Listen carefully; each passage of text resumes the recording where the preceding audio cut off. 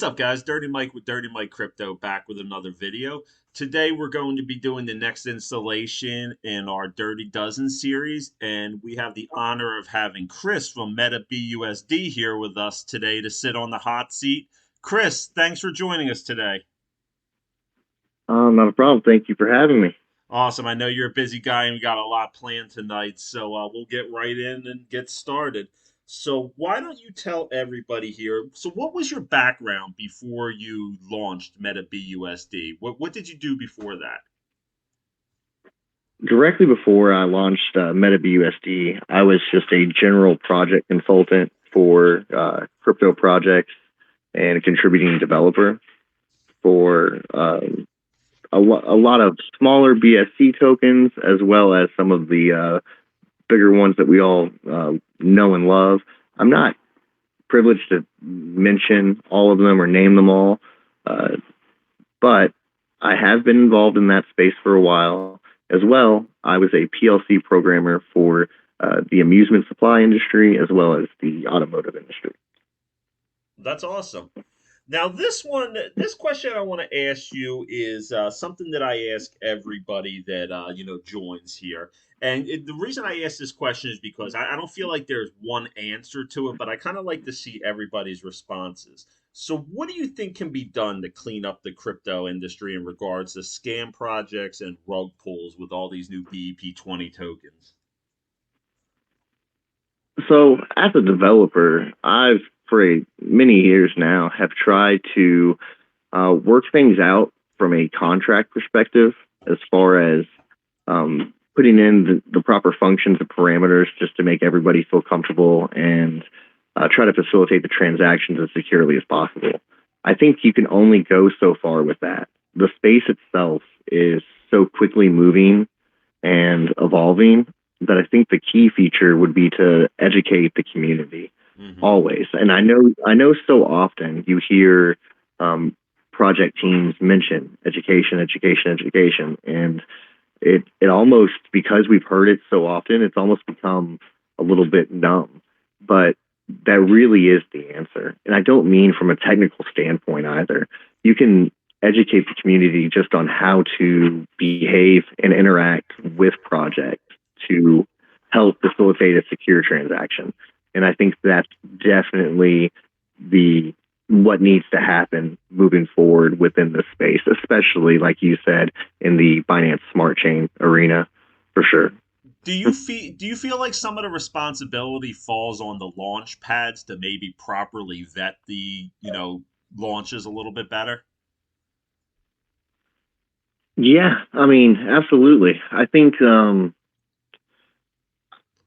that if you are a launch pad and you are facilitating that transaction from the development team to the open public, the responsibility solely actually falls on you I agree. for your, at the very least, for your reputation purposes, to try to make that a win-win for every party involved. And so often, even with the very popular launch pads that we see and we all know and love and use, um, we see terrible things happen and we see no repercussions come from that. So that's something for sure that can get fixed and get cleaned up some.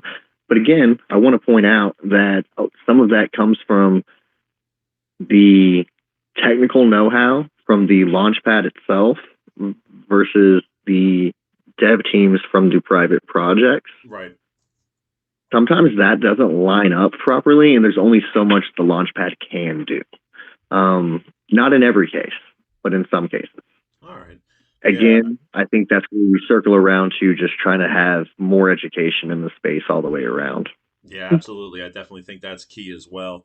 For the next question, what moment led you to deciding to found Meta BUSD? Like, what was that moment to where you were just like, you know what, I'm doing this? To be honest with you, it was a moment where I was moving from Oculus. I can't remember. I think I was in venues. So it was an Oculus venues. If anybody is familiar with the VR headset, I think now, of course, goes by the name of Meta, Yeah. the Meta Quest. Um, I was in an old application that I don't think is actually available anymore, but it was an application that allowed you to go to concerts and shows and stuff. And Right. I had a really cool avatar in that application. And I was moving over to a separate application on the headset, and I could not transfer my avatar. So that led to one idea, and that idea kind of snowballed into multiple. And the facilitation of all of that transaction and how you would be able to move avatars and collectibles and items that you own from one space to another space within like the virtual realm, and you have true ownership of it, and then being able to share like the property value between experiences, all of that just kind of like snowballed into how do you actually do this, and then figuring out a way to facilitate that, building an ecosystem that would allow you to do all of that and import it into other experiences. Awesome. That kind of actually leads me into my next question.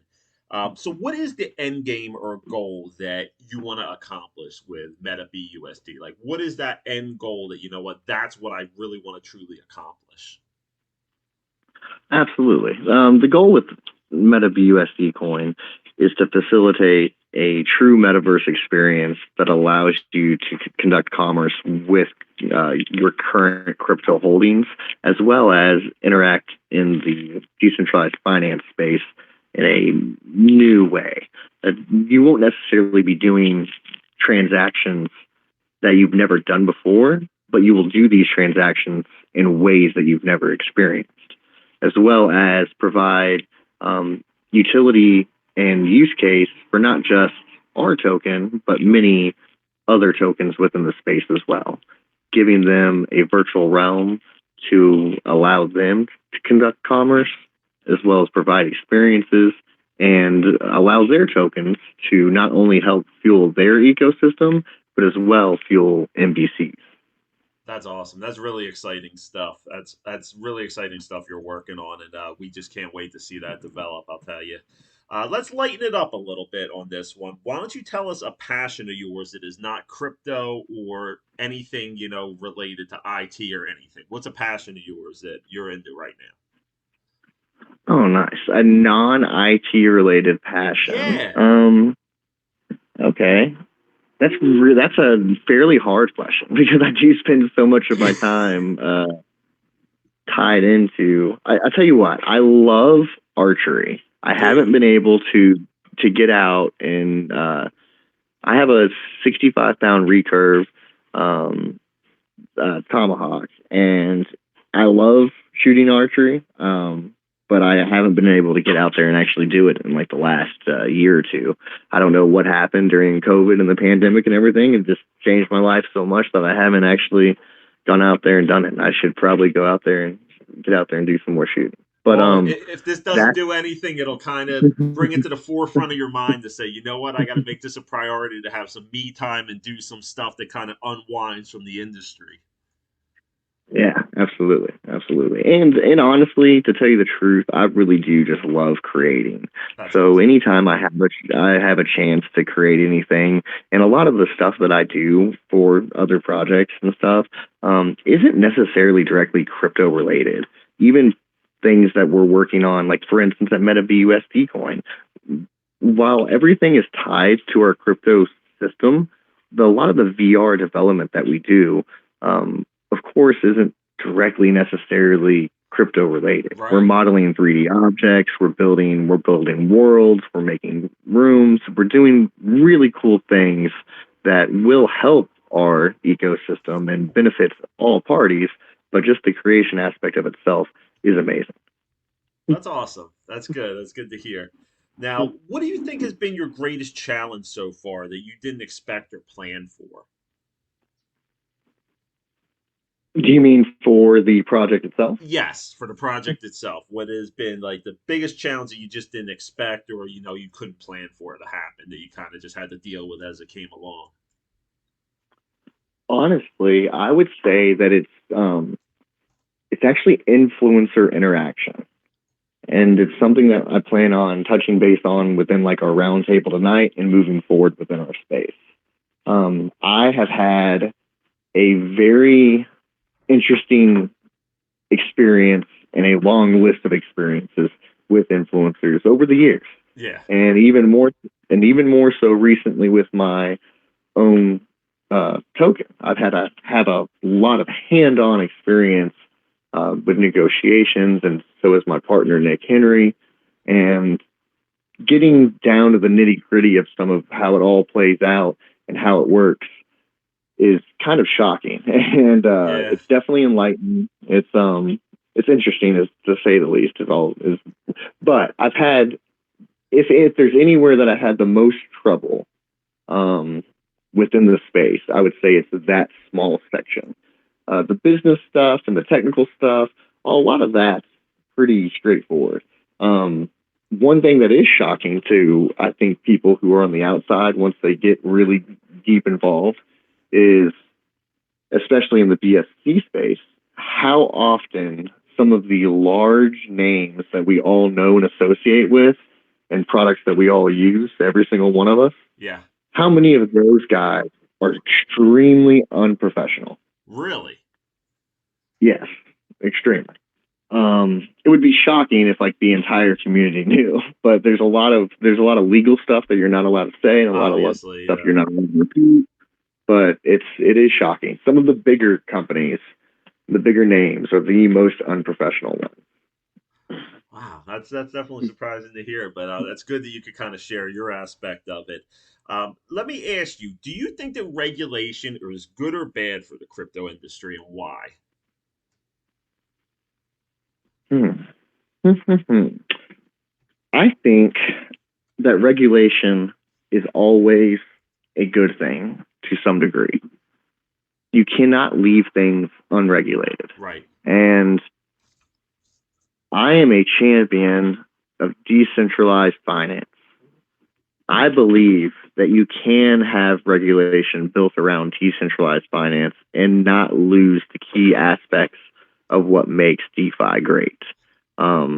We still just want to make sure that we're facilitating peer-to-peer transactions, that we're able to trade against pools and automated smart contracts and systems. We don't want to have a central guy involved. At least that's my personal perspective.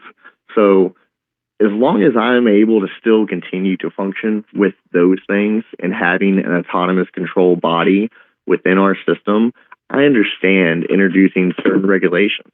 One thing that, like a private regulation of mine, is I don't work with a project that is not doxed. That's smart.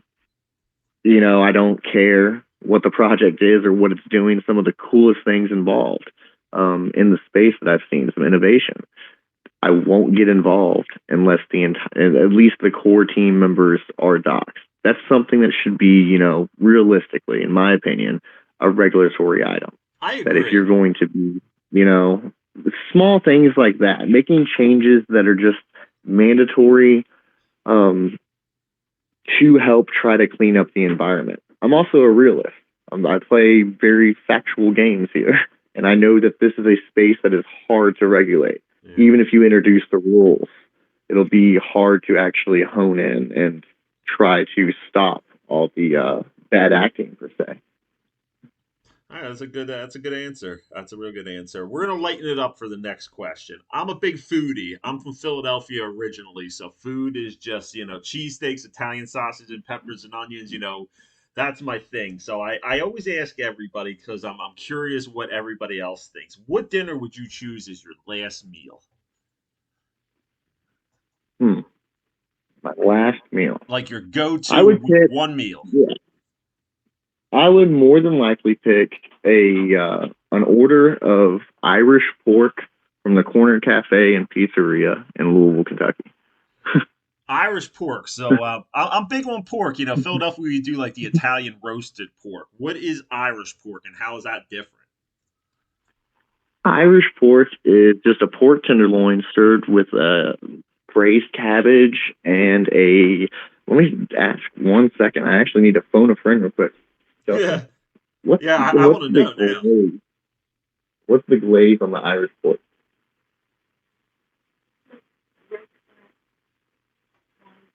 Oh, red currant wine sauce. Red currant wine sauce. That sounds good. But yes, that's what it's served with, and served with purple braised cabbage. Just a delicious meal. I don't know. It's something that I can always go to. Anytime I'm hungry, I'll always enjoy it. Uh, yeah, just a good answer. Awesome. That's good. That's good. All right. So, how do you think MetaBUSD can make it easier for new investors that may be intimidated to get involved with crypto? Yeah, absolutely. That's one of our key focuses, specifically builds actually in the metaverse though. I'm not trying to necessarily go after and educate the general mass audience. I know of a lot of projects that are currently working on that and doing really great at it. And they have really great key features to offer. I'm gonna let them do that. I think that our main approach here is to definitely build out our own fantastic experience in the virtual world and introduce that experience to people who are currently already involved in that virtual world doing their own experiences, bringing those people over into our space and allowing a simple ease of onboarding fiat to crypto the same way that you facilitate your onboarding from fiat to whatever the in-game app experience dollar is for your quest currently. So the difference for that end user would be no different from what they're already experiencing, except for they will have to previously have set up a Meta BUSD account. But they already have to do that whenever they log on to a new application anyways. Right. So they set up their account, and then if they want to onboard to buy some in-game tokens to do something, they're going to do it the same way. And look, now they're in DeFi. And if they want to trade for some SafeMoon, they can do so. They want to trade for some BBFT, they can do so. Everflex, they can do so. Anything they want to get involved in, they'll be able to trade peer to peer, vendor to vendor, peer to vendor, any way they want to. Awesome. All right, we got just a couple questions left. This is probably going to be the last serious one, and we'll end it with a couple fun ones. So, what do you think it's important for new projects to do to ensure investors that it's a legitimate, project? Hmm. Well, first and foremost, I I believe that the team itself, the core team members, need to docs. Mm-hmm. If they can KYC, they should go ahead and do that. You should also have an audit, if not pre-launch, as soon as you launch. Within the first week or 2 weeks of launching, you need to have your audit back, returned, and in front of the public. As well, I think it's key. This is just me personally. This is what helped me with my community. I can't speak for everybody. But if you're really doing things, if you're really involved with your project and you're really moving the ball forward, what's the harm in getting together with your community a couple of times in a week and giving them a quick update? I agree. We do just about daily AMAs. I have missed a few in the last couple of weeks. I've missed about 3 or 4 different days, but just about a daily AMA, at least a very quick update, 15, 20 minutes. Hey guys, this is what's going on. This is what I'm currently working on. This is what you guys can look forward to within the next week. The big announcements we might still keep secret. We might hold close to our chest until we're ready to make them. But as far as just the everyday grind stuff, this is what I'm actually doing today. This is what I'm really going through. I try to relay that to my community And so they that know trans what and the that process is. transparency, that transparency is appreciated because, as an investor myself in a lot of projects, there are some that, do just about daily AMAs, and then there are some that you just never hear from anybody that's involved with it. And you're like, what the hell's going on? So, as an investor, it definitely helps, to do what you're saying right there, to ease your mind and kind of just let you know where it's moving forward. Yeah, and I think if you're doing that, that's key. Outside of that, again, just try to document yourself, KYC, full doxing, stuff like that. Awesome. All right, we're going to end this on two easy questions and have a few laughs at the end here. Something we all have in common is music. Who are three of your favorite band's musicians? Okay, I have to start it off with Polo G. One of my top musicians for sure right now. That's who I probably go to the most for just general listening. I just started getting And into then him a little bit from that Last Man Standing song from the Venom soundtrack with him and Eminem and all. I'm sure you know that song. I do. Yeah, that Last Man Standing is a good one. The next in line, a little bit off, a little bit different. Red Hot Chili Peppers. Yeah. Always a good listen. Always a great listen. You can't be in a bad mood and listen to some Red Hot Chili Peppers. No. And then probably my third. I'd probably have to go with like one of my wife's choice, like the Used. Probably we listen to a lot of the Used. Yeah. So the Used, Red Hot Chili Peppers, and then Polo G. Polo G is definitely my current right now. I listen to a lot of Polo G from King Von, stuff like that. Awesome. That gives a little bit of an insight into your music taste, which is good. You're kind of like me, kind of all over the place. Like I'm in the metal, I'm in the classic rock, I'm in the hip hop. I'm kind of all over the place. I even listen to classical music a lot during the day. So it's good to be able to. Yeah. Yeah, I used to. I got into, for some reason, I got into soundtracks. I started listening to that Inception soundtrack, and I just went crazy. Yes. Oh my Hans God. Zimmer. Yes. The Hans Zimmer soundtracks for Inception and Interstellar are two of my favorite. I don't know if you've listened to Interstellar, but that one is just fantastic. Yeah, I have. Oh, that's awesome. I never meet anybody who listens to soundtracks or anything. I am so glad that you said that. Awesome. So we're going to end this with a fun question, and this is going to be a disarming question and out of nowhere. But what celebrity or historical figure or fictional character would you most like to fight? Would I most like to fight? Yep.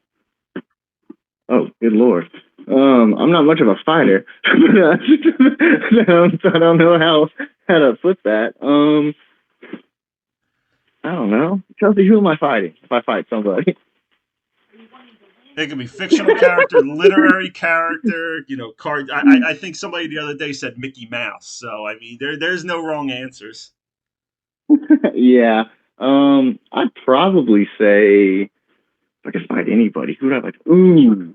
Yeah, Mitch McConnell. Yeah, Mitch McConnell. There you go. Yeah, Mitch McConnell. That's a good answer. Mitch McConnell. That's who I'd like to fight. That's what I'm saying. Nobody thinks about that question until they're asked it, and then they're like, "Yeah, okay, yeah, I want to fight. I'd fight this person." Yeah, Mitch McConnell. What is it about Mitch McConnell that makes you want to throw down with him? Well, see, I live in Kentucky, so it's one of those things where I'm not even, I'm not a crazy liberal or anything like that, but I consider myself fairly liberal. So I automatically don't agree with the guy politically. Yeah. But furthermore, though, what makes it much worse is he just makes us look bad here in Kentucky. Like, the majority of the people in Kentucky do not feel the way this man feels or act the way this man acts. And it's just, just makes us look bad. All right, Mitch McConnell, if somehow you're ever listening to the Dirty Mike's Dirty Dozen, you're going down. Awesome. Well, Chris, I want to give you a couple seconds just to plug your project that you got going on tonight, and then we'll sign off here. So if you want to tell everybody about what you got going on tonight, we'll wrap it up after that. Absolutely. Yes. We have a United D5 Roundtable event. This is put on by Meta BUSD coin. We have EverReflect joining, as well as BUSD Buffet and Reflex Finance. We will also have Mobile Trades and Crypto Atlas. Mobile Trades is a member of GNL as well. That's Green New Life Energy. That's a fantastic project as well. So he will be representing them too in the space, but he is also our guest influencer per se. That being said, that's going on at 9 p.m. Eastern Standard Time. Just a good chance for all these projects to get involved, talk about DeFi, what's going on in the space, what we're all looking forward to, and talk about how we're going to work to continue to bring the space together. Have projects that we know are legitimate, that are working for their communities, interact with one another, and possibly grow the communities together. That's awesome. That's great. We're all going to be looking forward to that for sure. Well, thank you again for joining me today. And that has been another episode of Dirty Mike's Dirty Dozen. And I will be back tomorrow with another interview. All right, guys. Thank you for joining. Bye.